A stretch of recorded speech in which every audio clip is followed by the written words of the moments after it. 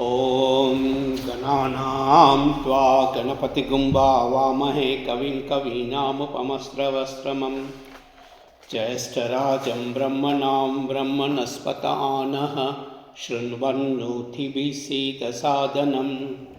ॐ श्रीमहागणाधिपतये नमः। श्रीगुरुभ्यो नमः। हरिः ओं।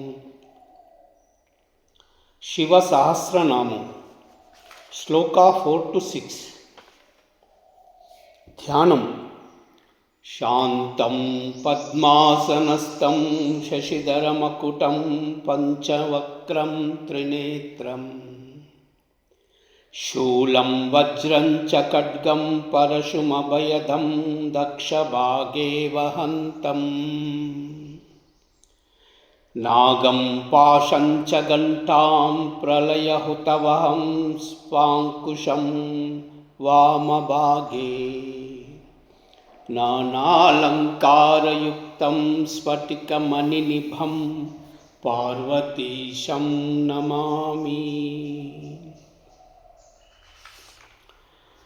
अभिवाद्यो महाकर्मा तपस्वी भूतभावनः उन्मत्तवेषप्रच्छन्नः सर्वलोकप्रजापतिः महारूपो महाकायो वृषरूपो महायशः महात्मा सर्वभूतात्मा विश्वरूपो महाहनुः लोकपालो अन्तर्हितात्मा प्रसादो हयगर्दभिः पवित्रञ्च महांशैव नियमो नियमाश्रितः।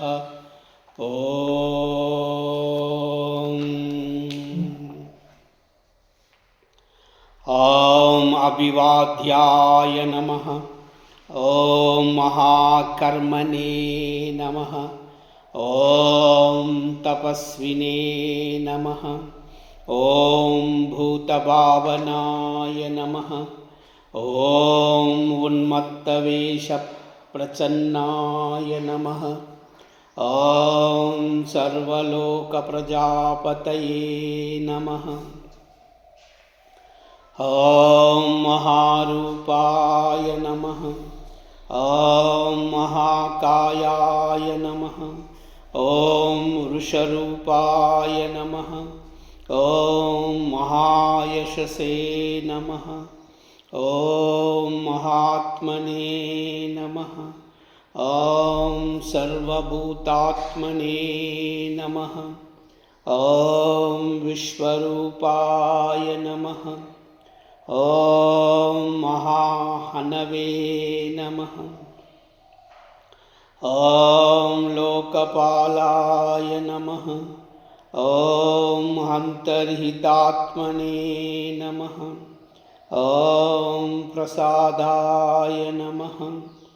ॐ हयगर्दभवे नमः।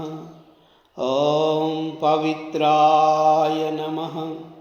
ॐ महते नमः। ॐ नियमाय नमः। ॐ नियमाश्रिताय नमः। ॐ सर्वकर्मणे नमः। ॐ नमः शिवाय।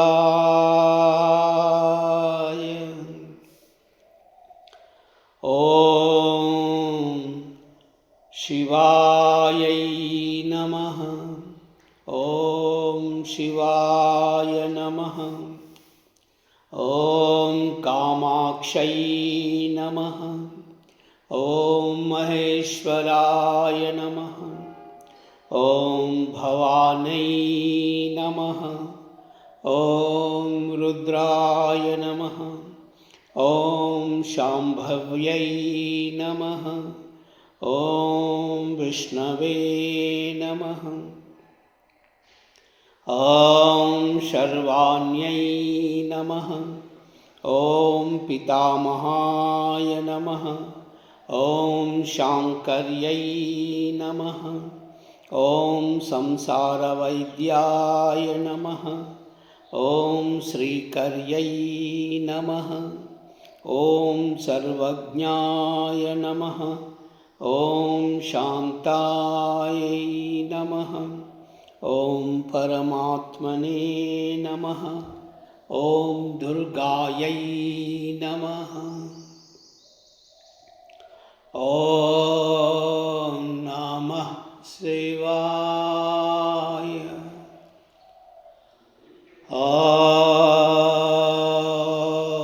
नमः शिवाय। ॐ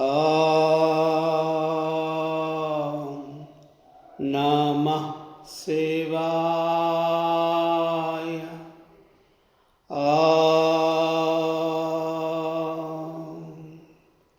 नमः शिवाय।